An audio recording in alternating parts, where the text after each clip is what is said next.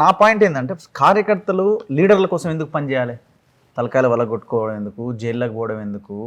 మీరేమో లీడర్లు సేఫ్ జోన్ని వెతుక్కొని వెళ్ళినప్పుడు కార్యకర్తలు ఎందుకు మరి తలకాయల వల్ల కొట్టుకొని కేసులు పెట్టుకొని జైలు? అలాంటి ఏ పార్టీ అయినా కావచ్చు, అలాంటి విమర్శలు రాకుండానే టికెట్ రాకున్నా కూడా ఎటు పోవద్దని కాంగ్రెస్ లోనే ఉన్నా. ఇప్పుడు ఫర్ ఎగ్జాంపుల్ నాలాంటి వాడు నేను ఊహించుకుంటే నేను బీఆర్ఎస్ కు లేకపోతే బీజేపీకో అని ఊహించుకో ఒకసారి. వాళ్ళని తిట్టిన తిట్లేంది, వాళ్ళని అన్న మాటలేంది, వాళ్ళని విమర్శ సిద్ధాంతపరంగా. అలాంటప్పుడు కొంచెం నైతికత అనేది ఇంపార్టెంటే. బట్ ఈ రోజుల్లో మీరు నైతికత, రాజకీయ విలువలు ఇట్లాంటి విషయాలు కొంచెం మీరు అంటున్న పాయింట్ ఏంటంటే ఇంతకంటే గొప్పగా ఎక్స్పెక్ట్ చేయకండి, రాజకీయాలు ఇట్లనే ఉంటాయని అనదలుచుకున్నారు. మారింది మోడల్. ఇప్పుడు నేను అదే అంటున్నా. ఫర్ ఎగ్జాంపుల్ ఇంతకు ముందు మనం విత్తనాలు మన చేతిలో పండేవి కూడా దాచుకొని విత్తితే మొలకెత్తి. కానీ ఇప్పుడు మీరు విత్తనాలు తయారు చేసినవి మొలకెత్తేవి వాడు కంపెనోడు ఇస్తేనే మొలకెత్తుతున్నాయి.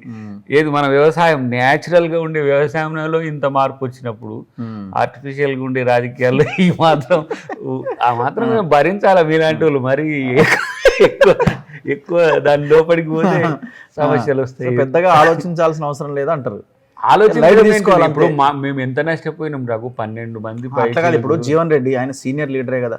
సరే మీ పార్టీ ఏమైనాకేం తక్కువ చేయలే, ఎమ్మెల్యే టికెట్ వచ్చింది, మొన్న ఎంపీ టికెట్ వచ్చింది, ఎమ్మెల్సీగా ఉన్నారు అయినా కూడా ఆయనకి 2 స్థానాలు ఆయన కల్పించారు. కానీ నా పాయింట్ ఏంటంటే నాకు మినిమం ఇన్ఫర్మేషన్ కూడా ఇవ్వకుండా ఎట్లా జాయినింగ్ ఉంటుంది?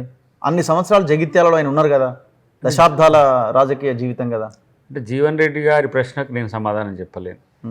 ఎందుకంటే వారు సీనియర్ లీడర్తో వారు అడిగే ప్రశ్నలో స్టాంటిటీ ఉన్నప్పుడు మేము దాన్ని ఏమంటారు దాన్ని వ్యతిరేకించలేము.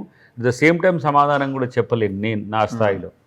రెండవది ఏంటంటే ఒక పార్టీ నార్త్ తెలంగాణలో మొత్తం డిస్ట్రక్షన్ అయింది పూర్తిగా. అసలు ఆల్మోస్ట్ ఆల్ మీకు మొన్న కూడా ఇప్పుడు ఆదిలాబాద్ అక్కడ దానికి కొట్టుకొని వచ్చింది, నిజామాబాద్ అక్కడ దానికి కొట్టుకొని వచ్చింది, కరీంనగర్ ఒక పెద్దపల్లి ఒకటి మనం గెయిన్ అయినాం. సిద్దిపేట కూడా మీన్స్ మెదక్ కూడా ఆల్మోస్ట్ ఆల్ గెలుపు తీరంకి వచ్చి పోయిన పరిస్థితి ఉన్నది. అయితే ఇంటర్నల్గా బీఆర్ఎస్ బీజేపీ కలయిక రేపు రాజకీయాలకు కూడా ఒక పెద్ద సమస్య. ఎందుకంటే వీళ్ళిద్దరూ ఆంధ్రప్రదేశ్ మాదిరిగా భవిష్యత్తులో కలిసే అవకాశం ఉంటుంది.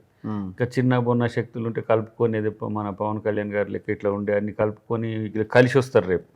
అలాంటప్పుడు మేము పార్టీని నార్త్లో కూడా చాలా బలం చేసుకోవాల్సిన అవసరం ఉంటుంది. వాళ్ళు మమ్మల్ని డిస్ట్రాక్ట్ చేసిందే ఇలాంటి డిఫెక్షన్స్తో. చాలా వరకు వాళ్ళేం నిజాయితీగా లేరు. అసలు నా దృష్టిలో భారతదేశంలో తెలంగాణ లాంటి రాజనీతి ఎక్కడ ఏ రాష్ట్రంలో లేదు. అక్కడ ఆంధ్రప్రదేశ్లో వాళ్ళు చేసింది 23 మంది ఎమ్మెల్యేలను అప్పుడు బాబు గారు జగన్ నుంచి తీసుకున్నారు. ఈ తెలుగు రాష్ట్రాల్లో ఈ సంస్కృతి రావడం అనేది వాంఛనీయం కాదు, కానీ తప్పట్లే. మరి ఏం చేయాలి? ఇప్పుడు కొన్ని ఏరియాల్లో మీరు 27 లక్షలు పెడితే ఏది మార్జిన్ 20 లక్షలనే ఎలక్షన్ అయిపోతుంది. మరి ఇక్కడ అయిపోతుందా అంటే ఇక్కడ మారింది. సో ఇక్కడ కొంచెం అలాంటి చెక్ పెట్టాలంటే కష్టమే. ఇప్పుడు వీళ్ళు నిజాయితీగా ఉండమనండి బీజేపీ వాళ్ళు, ఉంటుందా ఈ ప్రభుత్వం అని ఎందుకు అనాలి? ఉంటుందా అంటే నేను గెలకనా అన్నట్టు అయిపోయింది.